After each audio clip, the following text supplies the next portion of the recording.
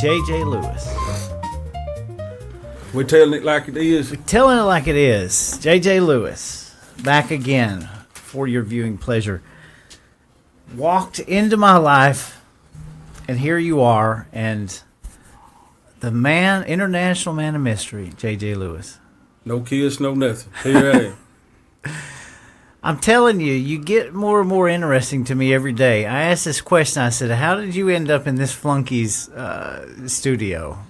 Because... man, we all a bunch of weirdos, man. I'm telling you. So this is a special. Folks, let me just start off by saying that, what kind of... I don't know what we're doing. We're all trying to figure out like what we can do. What we all know there's problems, but it's crazy, as everybody knows, like my good friend Jeff Conley, who one of these days needs to be just sitting down in this room, but he was a coach. His father was a big football coach, and like I was pretty much a flunky in school, but like me and him do a lot of things together, and he's always ready to go. And I just kind of look over him and I said, do you ever imagine that you being like a successful coach and me being like this flunky, like little punk 90s kid would be like here, And that's how I feel like with you, JJ. Like it's extraordinary that your writings and your ideas and the things that you want to do. I mean, what's on your mind, man? Where are we at? That's a good question, man. I think everybody needs to be asking that question. They need to wake up every morning and figure it out, where we at. I think a lot of times that, we get wrapped up in, we just get wrapped up in life and going to work, kids, home, and, the grocery bill and the power bill. And, we're not really, I don't know how to say we, but the majority of people not really, paying attention to like the fine details of what's really going on. And that's not to point the finger at anybody and say anybody's right or wrong or anything like that. It's just, man, we have entered a time, man, this might be like one of them biblical things where for, such a time as this. And, it's,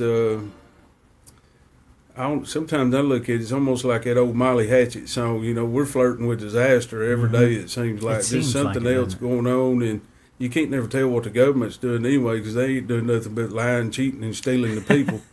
And, that's just point blank. And, even, whether it's federal government, which, the corporations run all that anyway, and, the state government, and even on the local level, man. I don't know. Sometimes I'm wondering what in the world they're doing. So, yeah, that's a good question. Everybody should ask that. I've been watching this for a long time, but it just seems like they've got it down pat, right? The next calamity, the next sideshow already in the works, and they know how to keep our attention spans, just completely intertwined in whatever the next thing's going on. Like just got done with an interview on AI that's just it's blowing my mind. We have no concept of this, and I don't know, man. The future seems so uncertain, doesn't it? It does. There's at least some uncertainty to it. I mean, granted the fact that we know, like I'm saved, I know that the God wins in the end, right? Oh, but yeah. This is the time that we're here. We weren't born in the 50s. We're here now having to deal with it, right? Absolutely. And I think really for me in that Christian Mariner, at least in that sense, is, we need to be busy with doing something. And that don't mean that, I don't see anywhere in the Bible or anything where like holy pew sitting is like spiritual gift. And sometimes I come off kind of abrasive and like, that's just, man, Jesus was a renegade, man, I'm a renegade too. And, sometimes, I might be like a bull in a china shop, but, at the end of the day, when we look at it, it's, we got something that needs to be done, and trying to get there, it's almost like the voice of the people is almost drowned out. And I think at the end of the day, we got to fix that, and we can only start where we're at and do what we can. You know, so I don't disagree with you, but let me preface this, because first off, I go back to the first time I ever went down to the Capitol. People had already been going down to the Capitol. You've been down to the Capitol. You've been involved in things, and like, I'll never forget that first day where I didn't know any of these people. I just went down there because they were down there. I was interested. And one of the first people, I just threw my camera, one of the first people that asked me, like, well, who do you work for? And I was like, what do you mean, who do you work for? And I was like, well, somebody's funding your signs. Who do you work for? And that was such a revelation to me. And so I say that because, like, we've been going down there for years, and like I really felt like this year we had one of the biggest pushes ever. And one of the taxes, we're talking about taxes. We even discombobulated. We had a huge push for taxes that went absolutely nowhere.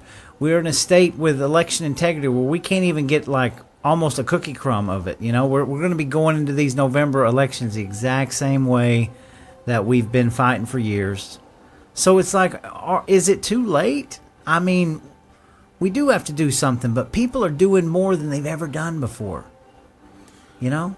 Well, I would hate to like piggyback that just a little bit. Not that I'm disagreeing by any stretch, but, you know, saying that people are doing more than they've ever done. I believe people are working harder and got less paycheck, but as far as actually getting involved and doing something with government, I think I'm seeing less and less of that. You think so, though? That's what I'm also seeing is like the grassroots. It's almost like the only time the grassroots is ever called on is when you have that presidential election year. That's when, and then it's almost even at that extent, it's like, we need boots on the ground, y'all keep your mouth shut, this is what you say. I know it's not the same everywhere, but that's where it's almost getting to, because in a reality feedback, some of the situations, when you look at it, man, you know, when you look at the government, it's operated by politicians. So it's an operator issue. But at the same time, we're still voting the same people in. I know. And if it's an incumbent, we're not voting them out. And then, you know, the whole system is a completely evolved system now. We're not driving Granddaddy's Oldsmobile no more. Right. So when you look at this evolved system, I think you've got some people that you've got this polarization in the parties. You've got some people that are tired of being Republicans, some of them tired of being Democrats, and then the majority of them are really becoming independent. Right. But at the end of the day, it's still a politician problem and a voter problem, because when you look at the candidates, 9 times out of 10, they're evaluated on how much money they've got. When the news comes out, well, hey, so-and-so, you know, hey, they raised $200 million. Automatically, all the attention, and it's almost like if you've got money, it don't matter. Well, that's especially true now, right? Absolutely. So that, to your point, and I'm not picking on anybody here. This conversation was brought up to me yesterday, and this was something I didn't have a vote in. I don't know Dickerson down around Alpharetta, right? I was able to get an interview with Brian Will, and this is my first, even before like Greg Dozal and people are talking about it, zero-based budgeting, right? Guy had a pretty solid tax plan. Now he's wealthy, and you know there was a lot of pushback. I don't say that because I'm rooting for either one. Dickerson won, but like even in that race, there was like $1 million spent in that race. Oh, right? yeah. You look at up here in District 14, the Jungle primary. Look how many millions of dollars was spent up here to solidify these candidates. Not naming names or picking, but like now that's where it's like open in your face, right? Like you got to spend the money. Absolutely, and then even using District 14 in that Jungle primary, you can see the separation that started happening when that money started coming in, at least the bigger parts. Yes. When you had special interest groups that got on board Again, not naming candidate, Sure. which we can all day long. But, we can, but we don't even have to. You're right. At the end of the day, you can see that separation automatically start happening. Right. And then at the same time, you've got, the political action groups on the outside of that are funding, hey, all them 227 postcards that you get from that one candidate are coming from, it don't necessarily come straight from the Right. candidate. So you got this whole hodgepodge. And I can remember, I had a candidate running, you had a candidate running. And I remember trying to get her in front of certain people, and it was like the money question. Not character, not integrity. Oh, man, you ran government budgets for the military. None of that. It was how much money you got. Exactly. And that's always been the case. As far back as I've ever been involved, it's always been, well, you are automatically limited by how much money that you have. And that's such a Automatically. shame. And not only that, to catch the eyes of where you can get to that next level. Right. If me and you was just sitting out here like we are right now, and we decide, well, hell, we're going to run for president, and it's impossible. Yeah, it is. Or even governor. I mean, Right. you look at it now, Rick Jackson, he fitting to buy him a government. How much? He's over 200 million at now. least. Yeah. And that's not saying here or there or what So- I'm against. What I am against, though, is when you get corporate money and high dollars that drowned out the people. Yeah. Because I think that's where kind of like we the people are tired of the nonsense. That's where some of the interest, the special interest groups, corporation, everything, and it's like me and you, we've talked several times about Georgia becoming the mirror of what's going on in Washington. Yes. I reminded, they had all these blue ribbon committees and all that stuff, and going to do this with property tax, income tax, and everything else. And I can remember the meetings that I went to, and actually, hey, let's take a look, see what they talk about and everything else. They were more lobbyists than people. Do you remember, I think it was the first Blue Ribbon Committee they had on taxes, they had this nationally renowned tax guy there he had his board, and he was like, oh, this is going to work, and he was giving them pointers, and they were eating it up. Of course, half the people in the room looked like they were spaced out. They didn't even know what was going on, but like, I was like, I'm impressed back then. I was like, great, they got this guy. They were really serious about that, and we see where we're at, Right. But hey, before I forget, so I was having a conversation with some friends yesterday, and just on what you're talking about money. So, one of the districts up here voted for a candidate, that it won. It doesn't even live in that district for Congress, And one of the people that were running were talking about how expensive it is. So this person's a grassroots, running for Congress, been very involved in everything. And they were talking about how, I don't know the exact numbers, but how this stuff's been simplified at the postal office, right? You can go to the post office, they use like a independent vendor that tracks where they put it. They do all these things, and to mail out like one mailer, it costs you about $86,000. And they couldn't even get that much money when their opponent was mailing out 2 or 3 a week. Right. That is insane. And they could say almost anything. Yes. You know what I'm Can you saying? imagine that? $86,000 to send out one mailer through. Absolutely. Just looking at District 14 on that race, I can remember even trying to, run the math on that, just, managing a campaign for somebody else. Mm-hmm. And, just to saturate the whole district, that's not, like completely hitting everybody, but to get enough saturation just by postcards, man, you are well over the $100,000 range. And then when you break it down by county, you could still spend as much as that just on that. And now, not only that, you've got all these different companies and groups that have popped up that, hey, man, we'll handle everything. Just send us $19.95. It's kind of like the old commercial you used to come on with. That's right. You get the last one, you know what I'm saying? Speaking of that, I'm make an official challenge. I want to meet Jenna. We need to get her. Jenna, if you're out there, I'd like to meet you. Well, I say we, she's putting together, she's got a farm, Chickamauga Creek Farms. and she's got on board with Georgia Grown, you know, through the Georgia Department of Agriculture. And man, she is really like sold out on Georgia Grown. So they opened a store, built a store called the Georgia Market, and in October, it's been a soft opening and everything else. So hopefully in October, we're gonna have an actual grand opening, and hopefully we can get some interested people to show I up. like it. Okay. Sounds good. Sounds good. Well, what do you think? What you tell me? I keep getting, so I'm on Deep Dish right now with Steve Phillips. It's been a lot of fun going on his radio show. They ask me all the time, so I'm gonna put you on the spot. November, Georgia. You tell me, what are you seeing? What am I seeing, or what would I like to see?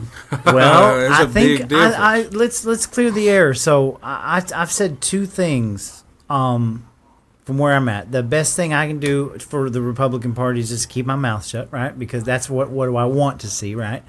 Obviously, I do not want to see socialists, Marxists, anything like that, especially when concerning Keisha Lance Bottoms, right? She burned Atlanta to the ground. If that's the best that these people can muster up, that is just abhorrent, right? So, obviously, we've got to vote for that lesser of two evils, and there it goes. So, I know. But, I mean, you tell me, what do you see? Do you think that we can pull this off? I think it's possible. Just what I'd like to see is just still that conservative, and not to get entirely too abrasive with it or anything, man, but like Sure. the Republican Party, man, has like retracted itself so far, man, that it's almost like the Republican Party no longer does conservatism like any justice. It's like, I don't know. Now I understand, like we've talked about several times, whether you want to talk about, life, liberty, and the pursuit of happiness, being pro-life, Second Amendment and all that stuff. It's like anybody and everybody can check that box, and then, they run on a Republican ticket, and then, at the same time, it's like we do all this other stuff, and, like Georgia this year, what the hell did they really do? What did they do? You know what I'm saying? I mean, praise God for the baby boxes, but after that, what did we really do? So what's happened is you've got this ultra polarization inside the party. So now we've got not only, people that very well may be lifelong Republicans that are already jumping ship. They're absolutely tired. They're tired of the nonsense. And some people that are still Republican leaning are thinking, well, if we get everybody out. So that's where the Republicans, by not doing anything, have put themselves, whether that's federal, state level, whichever, that's where they put themselves at, is in that box. And I'm hoping that they can overcome that box. I'm not really seeing it. And at least when you look at the data, when you look at excluding any exit polls or anything like that, sometimes it depends on where you actually get the pool of information. But just seeing the turnout results and what's happening, and, gosh, man, you run a special election in the Republican primary, man, during the runoff, and nobody shows up. Yeah. But on the Democratic side, it's just like they're blowing the thing up. Mm-hmm. So when you look at that, his Democrats are already ready, and they're taking Republicans with them, or people that say they're Republicans. So I'm hoping for the best and expecting the worst, if that makes sense. Fundamentally, we talk about life, liberty, pursuit of happiness principles. So I was challenged the other morning because it was said that, well, maybe the problem is because, some of these candidates, they're a little too far right, or they run too far principled, where we need to get back in the middle. And I would argue, and I did argue, but if we had more principled conservatives that were holding a line and doing what needed to be done, I don't think we'd be in this position. And so it's like a catch-22. People are like, oh, so-and-so is too extreme. But if that so-and-so got that legislation passed to end fraud, waste, and abuse, then we would be seeing, fraud, waste, and abuse in it. We never do it. But then we kick back and complain about how they got to be such in the middle of the road type people. It's not working. And, on both sides of that, when you look at it legislatively, you've got to have Republicans that can work with Democrats. Absolutely. And you got to have Democrats that can work with Republicans. But the where we're at right now, we just need politicians that'll do their freaking job. Yeah. If they're Republican and we're sitting here, hey, man, and all the people are saying, hey, we want the property taxes fixed, and we want to be able to go vote on a ballot that don't have to worry about that machine. Mm-hmm. They've been saying this for years. We're going to keep on kicking the can down the road. We'll just fill up the code law. We'll just make another Band-Aid to go in there. So if we actually had Republicans that would actually listen to the people and think, well, hey, this is what I need to do, instead of going in and, hey, we want to do this law or that law, why not concentrate on what the people want? Because I've seen, I guess what we'd call some of the receipts as far as emails and phone calls and different things like that. In the state of Georgia, in the last 3-4 years, there has been nothing more pressing from the people than property taxes and voting. I agree. In other words, hey, take the QR code off, Yeah. give us hand ballots. Mm-hmm. And it's like they get this lip service, and Over and then over let again. the political gamesmanship begin. Yeah, it's over and over again, right? Let me ask you this: you've been in some of these arenas, so maybe that's not the number one thing that's on the Democrats. Let's say Democrats is always talking about healthcare. Well, the Democrats going to say anything they could do to get in office, and then they're going to do the same thing anyway. So it's almost like, and it's very sad to say this, it's just it's a two-headed snake. Yeah. Just one side's just more evil than the other one, I think. Well, no, I'm with you, and I will stand by that, even though that, I'm having more Democrats reach out to me and talk to me and want to meet, talk. I'm okay with that, but I don't know. They always accuse us of, well, we don't ever want to talk about Medicare. I just don't understand. Again, the tax deal. There had to be a constitutional amendment, and nobody sat down at a table. Nobody sat down at a table that I could see to do anything, but I watched the last 3 hours of the session, and part of that was the budget. And I'd never seen a more together and happy bunch of people that were all celebrating the hard work they did on the budget. Both Democrat and Republican. Why? Because they were getting our money, right? Yeah, well, the same budget that didn't fund the stuff it needed to be That funded. didn't, right?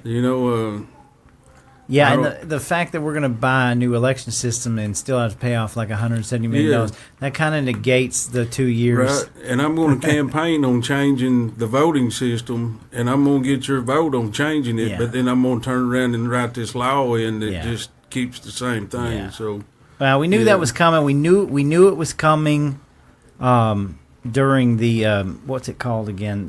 Right before switch over or whatever, change over. The day before they dropped that crossover, they dropped it in, and I immediately Absolutely. when I saw that, I knew that it would be there.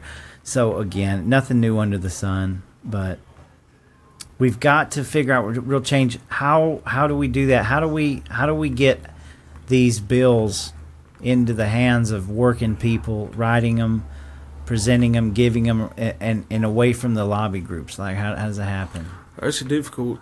I mean, it seems easy, and you would think that after generation after generation, you know what I'm saying?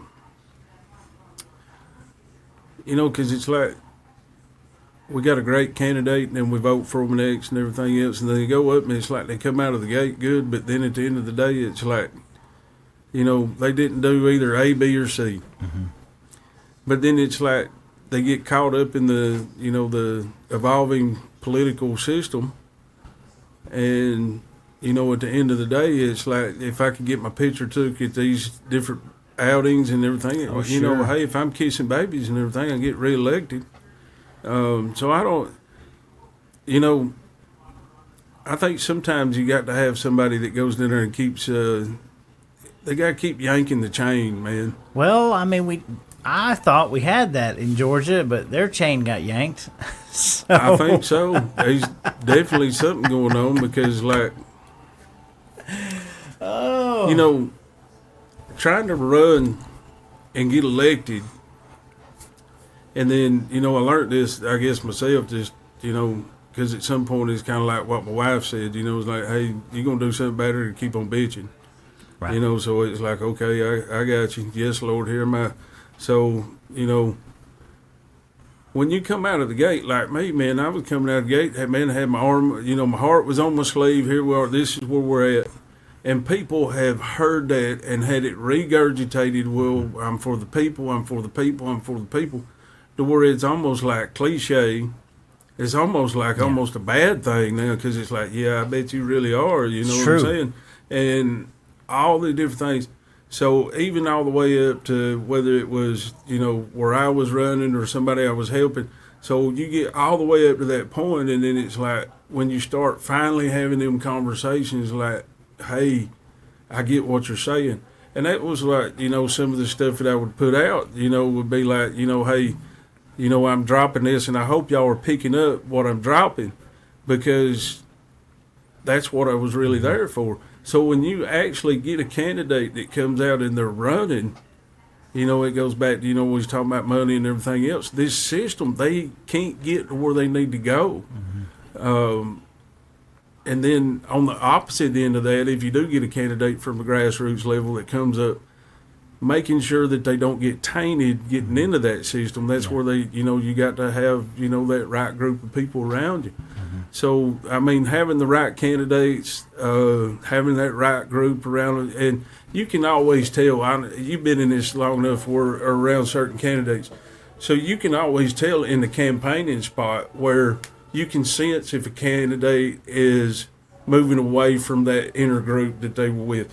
When they start that moving away, that gives you, it's kind of like what I always say all the time, you know, history is a good indicator of future performance. If you're already pulling away and like we're talking and like, okay, well, hey, here's this legislation, here's that, here's a talking point, and everybody's agreed, but then you go out and do something different and you're pulling away, that's already, okay, well, hey, we're in the wrong boat. But, you know, the people, you got to work, they're going to school, they're doing everything. They ain't got time for all this politics, man.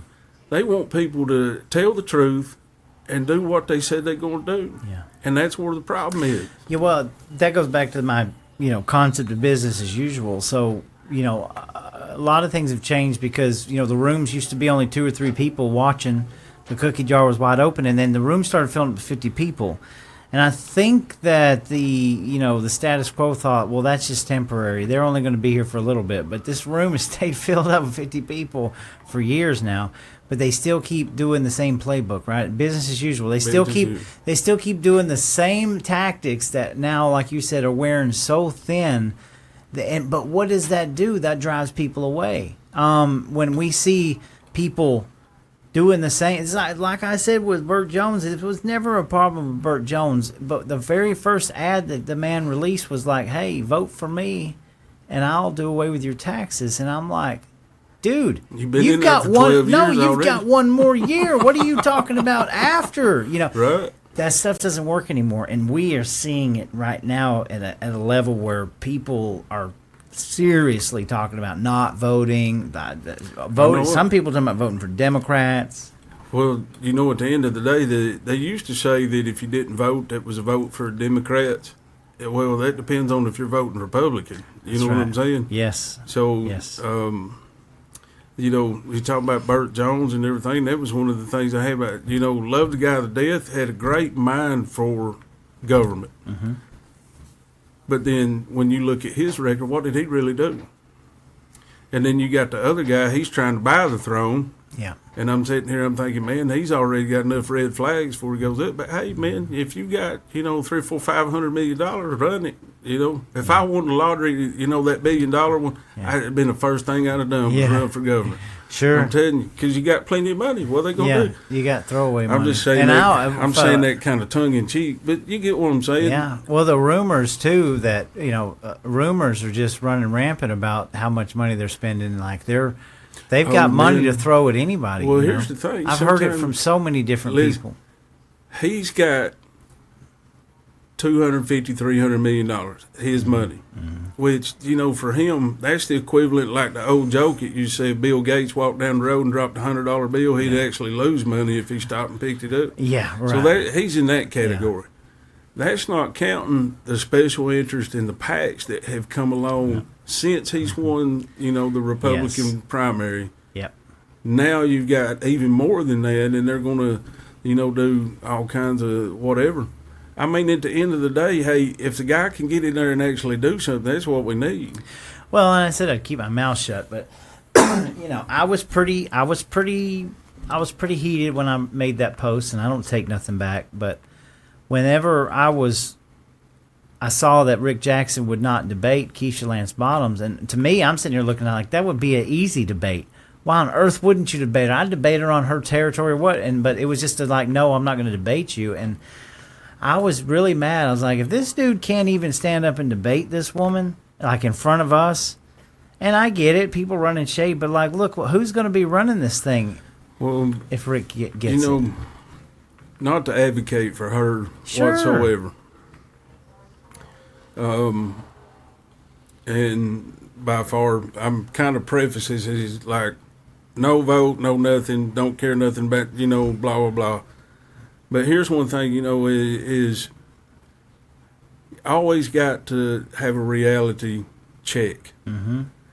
She knows how to handle herself, and she knows how to handle herself in debate. And when all the talk about, hey, Rick Jackson, I'm not going to debate her and everything else, one thing in the back of my mind, and it went back to the other debate when they had all of them and everything, Burt Jones fried him like fried chicken. Oh, yes. And that was in my mind, and I'm sitting here thinking if he got in a room with her, it would be even worse. Yeah, well, I don't deny that, but at the same time, then I don't want to say what's the point. That's what I'm not going to say it. Point, I take it back. I take it back. He's, but then again, you got to look at it like this, man. He's already self-made billionaire. And, at the end of the day, we can't put him on the same platform as like a Trump because Trump has a mouthpiece. We're talking about a businessman that, maybe it's walking tall. He's going to walk softly and carry a big stick. Yeah. That's what we hope for. Depends on who's going to be in his cabinet. That's what I'm scared of. Who's going to be in that cabinet? Same people that's already been there, bro. Same people that's already been there. So, at the end of the day, I don't know. I don't know. Hopefully he gets it. That's all we can do. Look, that's what we hope that Jackson, because he's going places. Now, they're not really telling people where he's going until he shows up. That concerns me a little bit. But, it'll heat up after Labor Day, man. That's when it when it gets hot. Waiting in the wings for that. Yeah, absolutely. So, but time will tell. Like I said, keep my mouth shut. Let them do their thing. That's it. Let them do their thing. But that was my fault. I asked you about it. But I get asked about it all the time. And, I'm not going to seek any of these people out. We spent half a year bringing people to the table. And, if any of these candidates want to come on, obviously we'll probably have Greg back on because, I like Greg. And Greg's a smart guy. But like any of these other candidates, if they want to come on, they're more than welcome to. They can contact me. But, it's better to let them do. Let's see what you guys are made out of. Yeah. So. Show me what you're working with. Yeah. Yeah, because, I don't know about you, man, but just this year alone, man, I'm like election to death. Well, we are. That's the other part, election fatigue, and it doesn't get addressed at all, And then we learned that we had ways to fix some of this stuff, right? We had laws and bills that we were talking about. So yeah, you want to talk about election to death this year? Yeah, the first 6 months was nothing but elections, and it's kind of like it's like whenever you're doing like the pregnancy reveal, and you got them big smoke bombs, and you ended up buying a dud that didn't go off. Right. I'm just I don't- saying. They get in the office, man. You're sitting here thinking, man, I don't. He's not red or blue. What in the world's he doing? Yeah, you know what I'm or saying? you know, So, you was on this trajectory where it's like, hey, this is a respectable slate right here, you know, and then you wake up the next day, kind of like in 2016, like Hillary Clinton, like, what the heck just happened, you know? right. And needless to say, point out again, look, no matter where you stand on the election, and many people, but again, I have to point out, like, nothing's changed. So Nothing. if you're skeptical about the system, well, guess what? The system's still going to be there. It's going to be the System's same. still there. Brad Raffensperger will still not allow anybody in the bunker. We still have Fulton County doing like drop bags, and I guess they're probably shipping out like free Krispy Kreme donuts with like duct taped ballots. They can do whatever the heck they want to Ain't no do. telling about them, man. Nobody Tell can you. touch them. And then people are saying, well, if Lance Bottoms, all she really has to do is win the metro counties, and she's got it. And I'm like, oh God. So, And that's the Democrat strategy, yeah, at least for Georgia, because if you can get the metro counties, yeah, and then all of it statewide, so you're really stacking votes. But if you get the majority of the metro, and pretty much if you win metro, all they've got to do is win 2 or 3 more counties with that, and at least in total vote. in total. So when you start going and you seeing, the Savannah area, you start Yes. seeing the Macon, Columbus, and you think Columbus with the military and everything, but man, it's hugely Democratic Yeah, now. it is. And then you've got some of these other ones. It's they're already turning purple with it. Right, and then District 14, we're major election fatigue. You got a lot of activists up here who is just kind of like they're out of steam. Even more conservative areas, like you said, the district that are voting for people that don't even live in their district. So we're wounded. We Right. are wounded, and I know they're going to blame me. They're going to blame you and me for sitting here talking about it, right? 'Cause, Yeah. We're negative where and is the everything. GOP? Where are these people? It's not my fault. It's not mine either. Listen, I didn't cause the identity crisis in the Republican Party, the GOP, whether it's the state Yeah. or whether it's federal and everything else. I can give you the timeline. We can sit here and I can show you the history and everything else. Listen, nobody called me and asked me my opinion on what they was thinking. Right. Oh. And whatever they started doing, so it goes all the way back to, when we had the housing bubble and the crisis, 2008, 2009. You had a lot of people pissed off because of these stimulus bills and bailing out companies. That's where the Tea Party. And that's where the original Tea Party came up out of that. Yeah, because this mess they got going on today, I don't care who it is. If it pisses them off, I just wear the shoe. Oh, It's not yeah. the Tea Party what it Oh was God, back no. then. No, So no. I can remember myself traveling along. It was like, man, we was like circus animals or something, Yeah. just to see. Yeah. But it's a different story for another time. So that's where you get the populist that's in the Republican now. It's just people were tired of So when you get a President Trump that comes along, that's how come Hillary wakes up the next day and she's like, "What the hell happened?" Right. Because you got people that they want to see change. And then we won't even talk about 2020 because that was stolen. So you should have had 2 year another Trump term there. Yeah.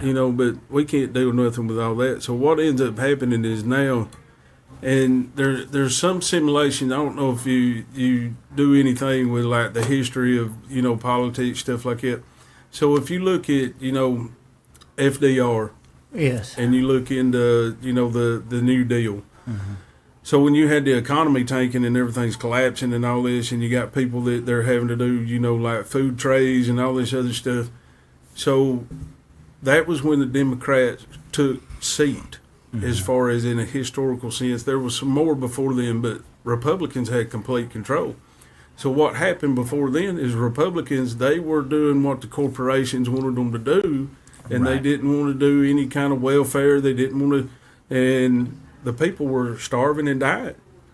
So when you get a guy that comes in, even though he's Democrat, had a lot of great stuff. I mean, even my grandmother, she probably, she's with the Lord now, but man, she fights you over Roosevelt now. Got you. So when you see that, there's a similarity today that's going on again, completely different circumstances, but you got to look at within a decade, we had two economic collapses with COVID and with the housing thing that was globalized. So when you see that in, you know, all the economic situation, there's a lot of similarities between that time with FDR and the Great Depression. You're right. And I'm not saying that everything's, you know, people dying, starving to death. That was what was happening then. They were dying and starving to death. But you had the Republicans that didn't want to do nothing. Right. They wanted to be for the cut buddies and they wanted the money and everything else. They didn't do nothing. So that was a whole huge thing. And there's a lot of similarities today. You got people that, you know,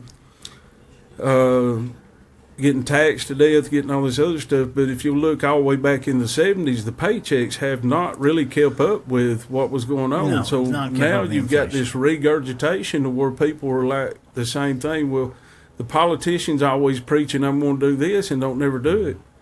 So, you know, that's what they're looking at is, okay, well, hey, you got to go. Well, and not only that, but and I'm not going to pick on Trump, but he doesn't seem to be doing us a lot of favors here. You know, the way his rhetoric and what he's talking about, and basically this never apologize. Yeah, quit complaining about gas. Who cares about your groceries, child care? You know, Right. this is not the kind of rhetoric that we need right now to Well, unify people. You know, first term Trump I know. and this term is completely different. It I is. mean, rhetoric's different. What he's doing is different. So I mean, you know, I said that to say you don't blame me. I'm the one out here who's trying to keep my mouth shut and trying to hang on to some hope. But if day in and day out we still get pummeled by our president, I mean, Oh, yeah. good Lord, what do you expect? I'm not really trying to, I guess, keep my mouth shut. I want to be constructive, and Yeah. I don't want to just, you know, beat people over the head, and it don't matter if they're Republican, Democrat, or independent, whatever. I mean, gosh, I've got a mean libertarian streak, but it's like old school Goldwater. It's not Yeah, the right. stuff they got today. Amen. But you know, that's just coming from the idea of that American dream where if I do what I'm supposed to do and I work hard, I'll be able to achieve the American dream. And what's happening now is, you Yeah. know, I mean, I've got kids that, unless something changes, they may not be able to see that. Right. So It's getting there. And when I look at this situation, whether it's local here with the local government or state government, whatever, I'm not really pulling any punches. I'm trying to keep it factual. You know, at the end of the day, we've got to have a bipartisan thing to fix it. And, you know, just coming to the table and calling all the Democrats evil, you know, which, you know, some of them may very well be demonic and evil, whatever. right. And we could probably say the same thing about a lot of the Republicans, too. You know, we don't never know what's in their closet. No. But, you know, at the end of the day, I'm conservative, and I want to stay right there where I'm at because I believe that's, as human beings, you know, whether we want to look at it biblically, ethically, or whatever, there has got to be that rule of law. there has to be. And in that rule of law, we've got to operate. And if we start moving these gray areas inside that rule of law, you know, like if we're going to make a law to change the voting, we need to fund it. You know, if we're going to do something with property taxes, we need to do it. Yeah. You know, if we're going to do whatever it is, we need to do it. People get elected and then go up here and play, you know, it's almost like they play that political game and get involved with the political theater and then turn around and say, well, you know, we couldn't really do nothing. I understand, hey, a floor leader and people, they got to put these bills on the floor and different stuff like that. I understand all that. But when the people are saying something and you give them the opposite of what they want, that just don't make any sense. No, I agree. Can we bring this up a little bit? Okay. So I do want to bring it up. I don't think we'll go into too much detail, but you can give us a little bit of overview. But one thing you and I have been talking about, you've told me that you've been working on this for a long time, is a referendum on taxes in Georgia, right? It's bill. a bill, legislation. Give us a little bit of overview. And the reason I'm bringing this up now is because this is what we need to be doing. This is what people need to be doing. This is what we don't need the lobbyists. We don't need the hoopla, the clown show. We need people on the ground here studying this, coming up with the most, you know, We talked a little bit about, Mitchell's doing what Mitchell thinks is best for that county, and a lot of that can work, but we're talking about something that is real, and we're going to explore that further.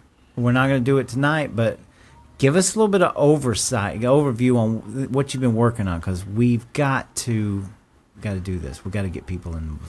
Well, the initial thing is I don't know, like we've said off and on here about, the people just with property taxes, and it's become a burden.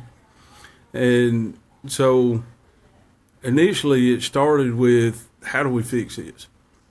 This year they had, somewhat the right idea. Okay, well, hey, we'll do a constitutional amendment. The biggest issue is how the home is valued and how they assess that and the methods that they use for that. Right. So inside the Constitution with, the 40%, there's room to work as far as the law. And with the General Assembly being empowered by the Constitution, they can work with that. And at the same time, we've got to be able to fund local government to where, hey, if you call if your house is on fire, the governor's not coming, the local fire department is. So we've got to be able to do that. But at the same time, I think a lot of the things that we hear from the people is, the high spending of local government, which when you look at the cost of government, the cost of doing business for government, it's everybody's bills have went up. Mm-hmm. So some of that is, depending on which government you look at, local government, some of it is the cost of things going up. That's just the way it is. Some of it's not. But when we look at, the legislation for property taxes, the structure and how that valuation, we had to fix that. That was one of the first things we wanted to look at. And then having mechanisms that was already in place to where we could use those mechanisms, whether it was the local option special tax, which is the joint municipal and county tax, being able to use that and redirect it in a certain way, but then also having some modernization and performance things that are connected to that, to where they're not overburdensome or whatever for local government, where they don't have to hire another person. In other words, it's a part of their natural auditing process. And hey, what did you do for this? Mm-hmm. And it keeps that check and balances. Because at the end of the day, if we have a local government that we're just giving them, hey, here's a blank check, then let me tell you what, man, they're going to keep dialing that check up as much as they can. You're right. So, and I'm not knocking, all local governments, anything like that, but, when my paycheck runs low and your paycheck runs low, our budget has to adjust accordingly. So yes. I think that the same thing needs to happen with local governments. So the whole bill is really redoing the assessment and evaluation process and making it, stabilized, looking at, over a 10-year time frame that is a rolling 10-year, and it drops the highest to, and then caps that to where, hey, they can't raise your taxes just because they want to. Right. You know what I'm saying? At the same time, it doesn't affect the school tax, whatever. That's a... Man, that has to be a separate issue. That's got to be a constitutional thing right there, because it's ironclad. But giving government room to operate, and then it connects right into, Representative Mitchell was talking about the floss with Catoosa County and everything.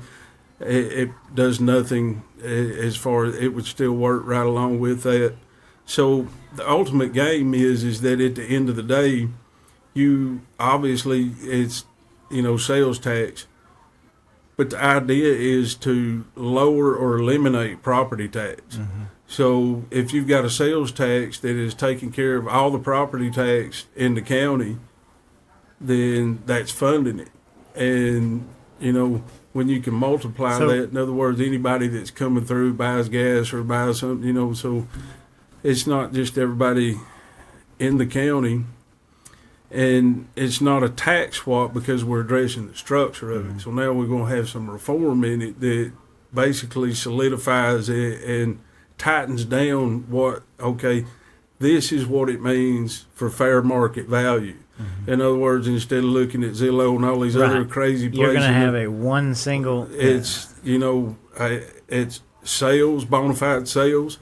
and the replacement cost. In other words, hey, we're not going all over the we place. should only be going by one metric to begin with, but Absolutely. obviously it's left open.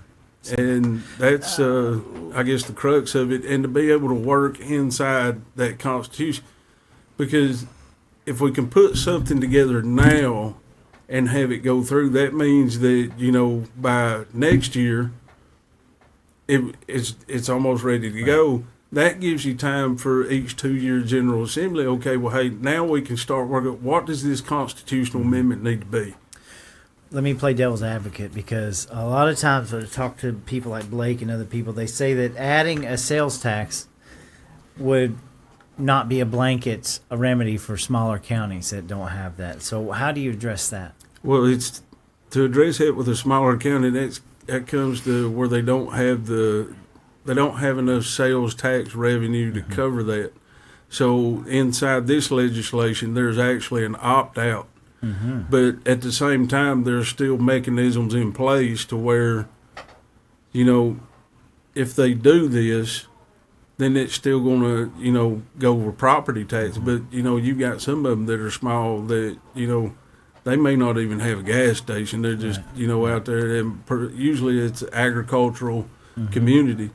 So, there's an opt-out for that for the really small ones. But for the most part, with all the other legislative and legal stuff that's already in place, this is something that attacks the problem in a multi-pronged way. And it could reduce or eliminate property taxes? Absolutely. Because now you're looking at, if you just, go off the coast like Walker County, and you might say, okay, well, hey, I think that, it's coming off the top of my head, might be dangerous. So, you're looking at, maybe roughly $14-15 million worth of, just the regular sales tax. Not counting like the splost or anything. All that still together runs on its own. So now if you take that 14, you're at least doubling that. So when you look at it now and, they're bitching, moaning, complaining over, their $40 or $50 million budget. And, well, now you got, $25-30 million that takes the place of that. But the object is it comes off property tax. It's not just like a free-for-all free check. Right. It comes off the property tax side. That way the property owners, taxpayers, and everything, at least they're getting the benefit of that. At the same time, one thing that, it's got to have government needs to be doing government stuff. And if you're just funding government to fund operations and we're not fixing the infrastructure, we're not paving roads, or we're spending too much T-Splost when we shouldn't have been spending it. Right. Now we got this big old hole that we paid for because nobody wasn't paying attention. That's a completely different thing. That comes into, kind of the modernization and performance of government. And I think many ways it needs to be done at the state level as far as that, but that's a different discussion. We need the government to show the people that what they're doing, what they say they're going to do. This does not eliminate any of the special taxes? No. So let me ask a question, because I've heard of the E-Splost, I've heard of the T-Splost for years, just kind of started learning about the loss tax. Now we're learning about the floss tax. How many specialized taxes are there? And there's a few. It just depends on where you're at. Yeah. Because you'll have some of the metro places. Like Atlanta's got extra ones too. You got a normal splost for the county. That's another penny, but it don't cover anything operational. That is all capital. In other words, hey, if we want to build something, build a fire department, 911, stuff like that. Okay, then you got the T-Splost, which is transportation. That is specifically for solely roads. For transportation, right. There's other things that you can use it, but it's got to be road connected. Then you got the E-Splost, which now that is constitutionally put in for the education school. Tax, right. So like the regular Splost and the T-Splost, that come around by legislation from referendum, whereas like the actual education Splost, that's constitution. Sure, I get that, but I guess my point is, let's just say that you got your way, this bill was implemented, we started seeing property taxes slash everywhere. What stops counties from implementing another special tax? Is there not a limit to what? Well, That somebody could say, well, we're going to do this and we'll eliminate property taxes, but since we're going to eliminate property taxes, we can add another specialized 1 penny tax. well, the General Assembly, the buck stops right there. Yeah. The Constitution empowers the General Assembly, and they've already got it in the Georgia law now where they limited it at 2%. Hopefully they won't never mess with that. So, and even when you look at like the flossed and the lost, different things like it, they're only limited to, as far as the homestead exemption, and then like the flossed, the floating one, that's limited to homesteads and property taxes. Right. Whereas, like the joint municipal and county tax or lost, local option sales tax, they can use that for operation, different stuff like that. That's one thing that this legislation is doing, is like concentrating in that one area, Right. and then connecting and allowing all the other mechanisms that the General Assembly's already put in place, allowing them to actually do what they need to do. Right. Now, something that needs to happen next to this is eventually we've got to get in, because when you look in the Georgia law and you start getting around, Title 48 and different things, and then you'll start seeing that, there's 4 or 5 different homestead laws that's put in place. And you can see that each time that these are put in place or amended and everything, that's how many times our lawmakers have they've took a shot at trying to fix something. Mm-hmm. So we've got to get to the point down the road where there's one thing for everybody. Yeah. And, until we can actually get to that, that's where that constitutional amendment needs to come in, because other than that, we've got legislators that are going to Atlanta for 40 days, and they're trying to get all this stuff done. And a lot of them, I might talk bad about them, be abrasive and everything, but they're trying to get all this stuff done. And, can you imagine 4,000 bills coming at these people in 4,000 bills coming at them, and, hey, if you got $100,000, it might go to the top. Mm-hmm. And I hate to say it, but that's how the business is running now. So really, it's legislation to fix something. Mm-hmm. And then obviously, there's other things that can be done and other things that need to be done. But we've got to fix something now. We can't, because if you look at it, like if they go into legislation this next year, 2027, and they offer a referendum, if they do it the right way, you might have that referendum in November, you might not. Mm-hmm. It could be the following year. But even if they had it, say 2027, hit in there, we're still looking at another year, 2 years before, we got it. Because after they make the referendum to change it, they got to turn around and make another referendum, what it says, where people vote on it. You know what I'm saying? Mm-hmm. Unless they actually make a referendum that's got it, hey, this is what we want to change it to. Mm-hmm. So either way, option A or option B, we're still looking 2-3 years out. Mm-hmm. We need to fix something now. This structure needs to be fixed now. Joe Blow and Sally Sue working out here in the carpet mill every day, they already paying all their money for their power, their gas. You can't even, you go to the grocery store now, you spend $300, you got a half a buggy. Right. You know what I'm saying? And then next thing you know, you got the county got their bill out there. You know what I'm saying? We've got to fix this stuff now, because not only it's directly connected to the higher cost of living and affordability. Mm-hmm. And, my Republican brothers and sisters can jump on the presidential train and say that's a myth and use all his. I know it's not a myth because I live it every day. Anybody that's got a job and they work for a living, amen. You having to rob from Peter to pay Paul, yep. And at the same time, you got these politicians tap dancing and playing, one leg in and one leg out. That's right. And it's like a carrot or a stick. Which one you want to give? Right. So we got to fix something. We got to fix it now. Not only you're right, but I plan to do everything in my power to get when you're ready to get this into the hands of people. So.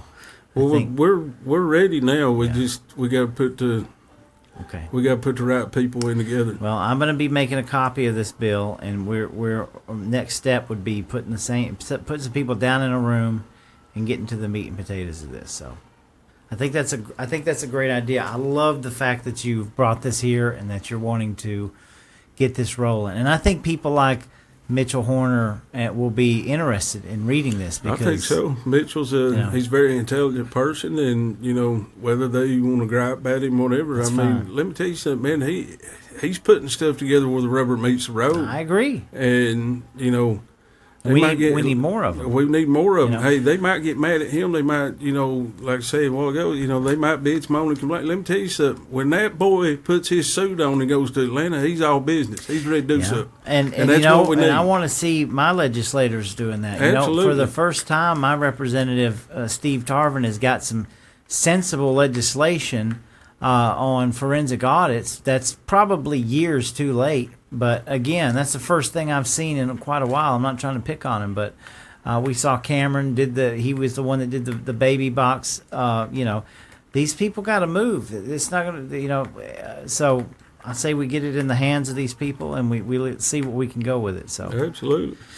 wow. Okay. Well, we're a little bit. We're just now over an hour. Obviously, I want you to have the last word because I think we're going to do some more of these. But I really appreciate you. I appreciate what you're doing. I appreciate you. I appreciate what you're doing. We've been talking a lot, and this is the way we move forward. And more people are getting on board with that. So, just give us your bird's eye view. What are you doing in the next month? What's your goal? Man, I don't know, man. There's so many of them. You'll have to edit this part, I think.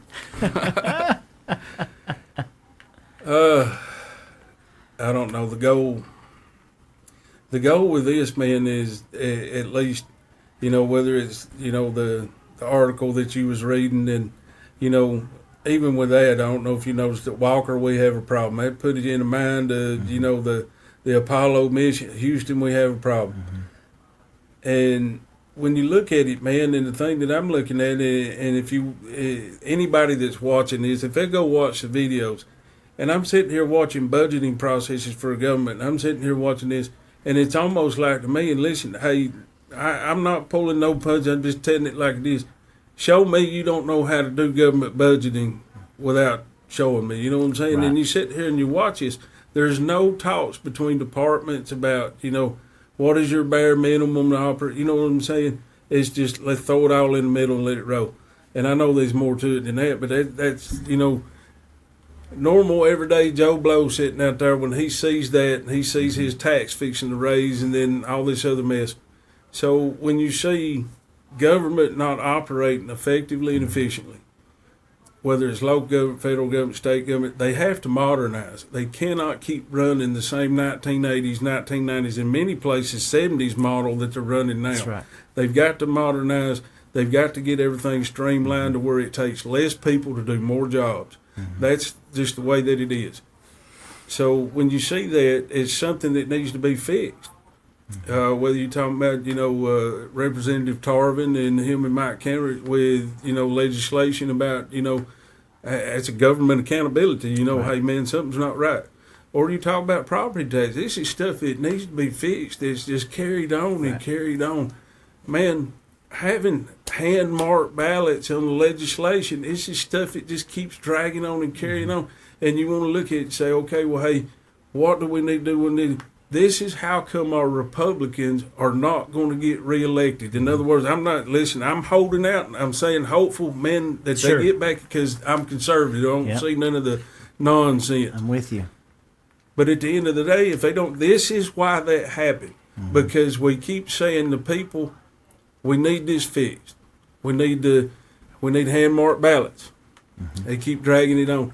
And go as far as make a law and then kick the can down the road. Or you got local government that just will not listen. And all of a sudden, they flip the whole script. And it's like the people are freaking stupid. And they're going to educate us on how to budget stuff. When they've got people that are commenting, whether it's on Facebook or, man, you see them at the MAPCO down here getting gas. And I'm telling you what, I got a lady that has worked in a corporate setting in accounting, gosh, longer than I've been alive, sitting here telling me about stuff, but she's an idiot. Mm-hmm. You know what I'm saying? And that's what happens if you don't get on the front end, hey, this is what's going on.